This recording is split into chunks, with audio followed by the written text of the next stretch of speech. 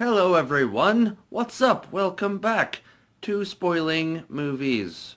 I am Chris, and I am going to spoil the movie The Incredibles. I'm spoiling the shit out of this movie, and I'm gonna go bit by bit, like I like to do. I'm gonna go into the movie, and it starts out with old footage of the superheroes that existed. I like the voice actors that they got to do the characters. I was thinking Craig T. Nelson as Mr. Incredible, and all I could keep thinking about was Jodie Foster's character from Silence of the Lambs, Clarice, where she's like, I don't know, Dr. Lecter, it seems like you're doing a thing. Like, I don't know, it was that voice. I know it's not that actress. I just couldn't not think of that. And they got fucking Sam Jackson as Frozone. I was like, oh shit, okay, maybe I'm in. I don't know. Mr. Incredible has a cool car at the beginning, and it like changes his suit. He kind of like goes back in his seat, and he's sucked into a little thing, and they change his suit, and he comes back, and the car kind of transforms, and I was like, that's pretty cool. I like that moment. And then he goes and like he stops. He's on his way to doing a heroic thing, but there's like a cat in a tree, and an old lady's like, yeah, I'm a cat, and he's like, all right, that's the cat. So he saves the cat, and then he like grabs the tree out of the ground and like stops a robbery in progress by like putting the tree on the street. After he saves the cat out of the tree, there is a fan that shows up, and he shows up in Mr. Fantastic's cool car, and he's like, "Hey, I'm here to help you." And he's got a mask and he's got a little costume on, and he's like, "I don't need a partner." And he's like, "Yeah, but I have all these things. I can do all these things. I can help you." And he's like, "Boom, get out of here." He just ejects him from the car, and I was like, future supervillain, probably. Superhero people, superpowered people start getting sued, and it becomes a big deal in the newspaper, and so superheroes are bad. Like, you broke my neck accidentally or something, and they're getting sued. So superheroes are underground now. He's a big hulking dude at a desk, like old lady's just sitting there, and he's like, "No, I can't. I'm sorry. There's no way that this is possible." And then he's like, "Oh, this is my life." Mr. Huff shows up, and it is a disagreeable little man in the voice of that guy, this amazing guy from Princess Bride. I feel so bad that I can't remember his name, but I love that guy's voice in everything all the time. It really is hard to take things apart in this movie because there's so much that happens very, very quickly. It all happens very, very quick. Just scene after scene, things happening. And every now and then they'll slow down. One thing that I thought was really strange in the movie was like when they're sitting at the dinner table, Dash has a steak and he's having trouble eating it because he doesn't know how to cut the steak. And everybody else has meatloaf. And they keep making a big deal about leftovers. Leftovers are in the fridge. Leftovers are steak and meatloaf. And I was like, who has steak and meatloaf all the time? And those are your leftovers? No, man, eat that steak. Meatloaf is your leftovers, probably. Some fucking mashed potatoes. Iceman Sam Jackson seems to have been doing pretty good on his own. Would Iceman be cool against villains on his own? Because Frozone is Iceman. He's sliding around. You know what I'm talking about. Would he be able to survive on his own against minor villains? This film goes off the rails immediately for me. Mr. Fantastic, Incredible Man, and Frozone Dude are going off to do, to save people. They're listening to broadcasts from a police thing. They're in the middle of a burning building, and they have shoulders full of people that they're saving from this place. And Frozone is like, "I told you we should have gone bowling." And all I could think was like, you're holding people. Like, you're holding a stack of people in your arms. Like, you're trying to save them. This is important work that you're doing. I feel like the tone of the movie is all over the place. They keep wanting the family thing to be a big deal, but they make the family be a detriment to helping people.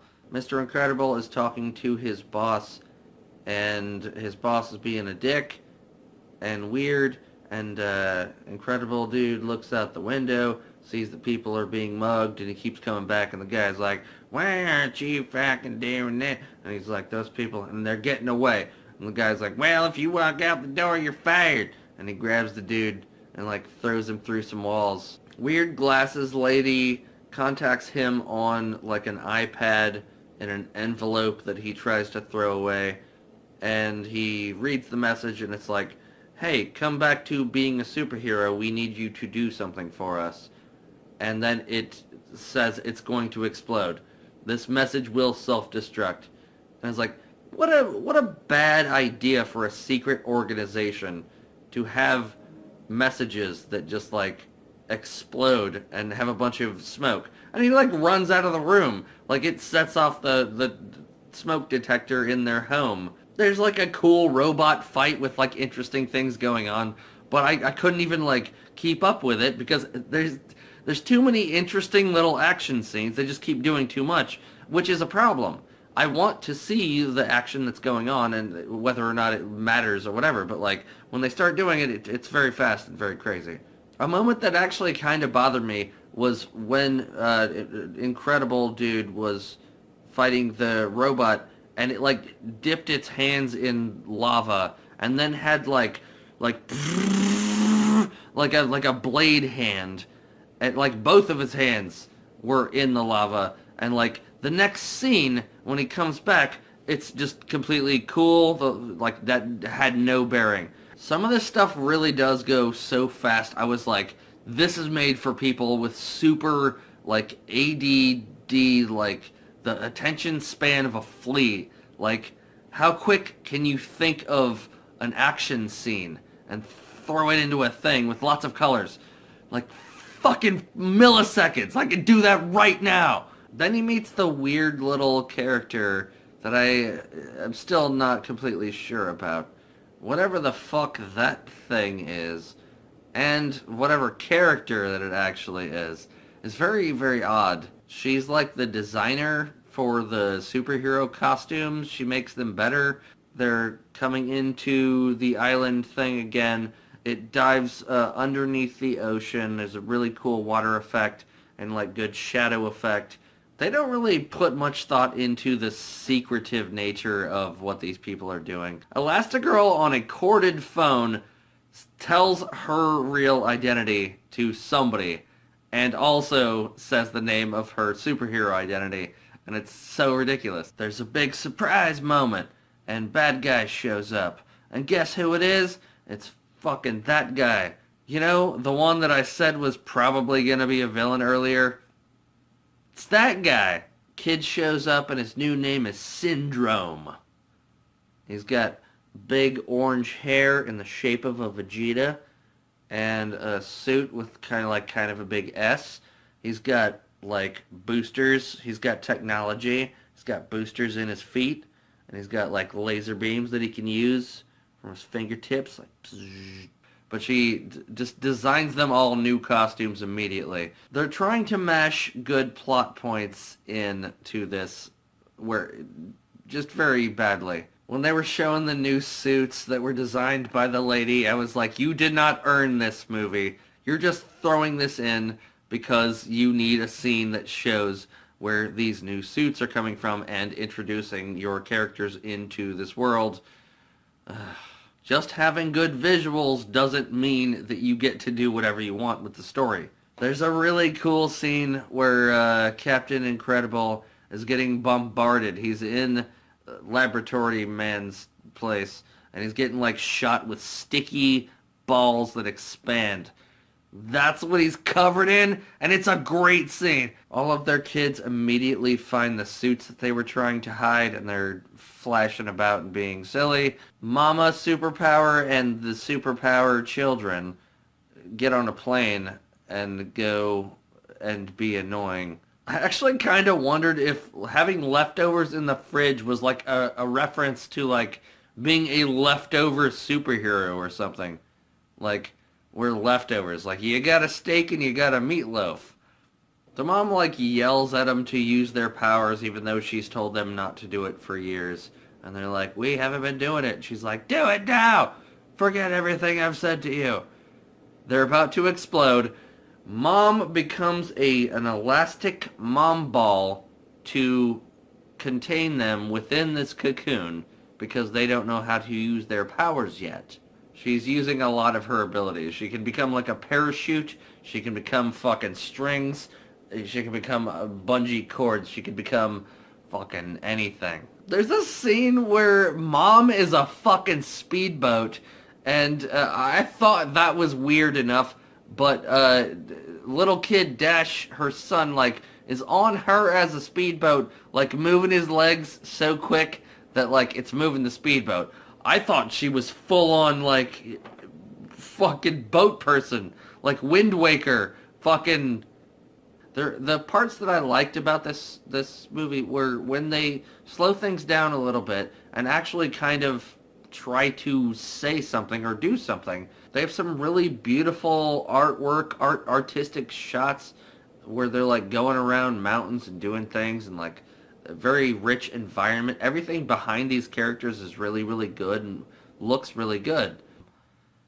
She has a really cool scene where she's like sliding through some doors, like some security doors, and they're all closing, and she's like, you know, like her legs are back here, and she's sliding through, and she's like, her torso's here, her arms are here, she's doing a lot of stuff. There's a scene around the fire when young lady girl and fast little boy are around a fire somewhere, and she's testing out her force field abilities because she wasn't able to do it before.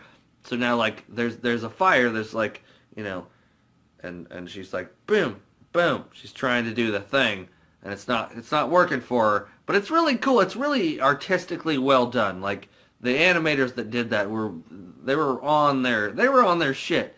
Some of the characters like act like they hate each other, and then out of nowhere they just start to act differently because a very quick scene happened. And it's really frustrating. I really liked the buzzsaw speeder things that were chasing after Dash in the forest. It reminded me of Revenge of the Jedi. You know what I really like? Squabbling. Family squabbling. So we go right back to that. We're husband and wife.